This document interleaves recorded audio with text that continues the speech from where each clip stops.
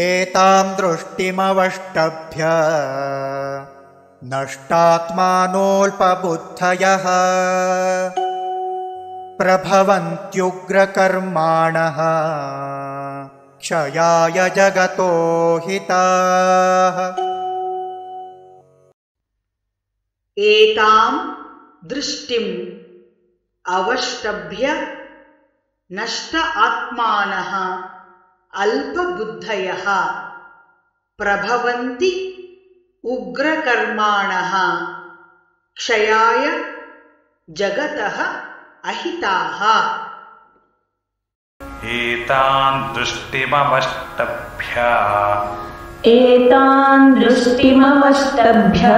नष्टात्मानोऽल्पबुद्धयः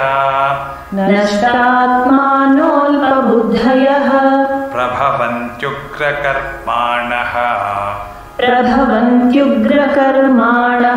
क्षयाय जगतो हिताः। एतां दृष्टिमवष्टभ्य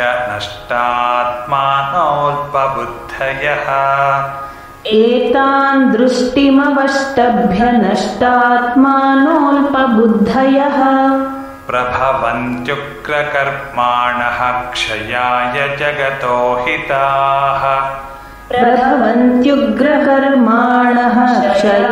जगतो हिताः। एतां दृष्टिमवष्टभ्य नष्टात्मानोऽल्पबुद्धयः प्रभवन्त्युग्रकर्माणः क्षयाय जगतो हिताः। एतां दृष्टिमवष्टभ्य नष्टात्मानोऽल्पबुद्धयः प्रभवन्त्युग्रकर्माणः क्षयाय जगतो हिताः।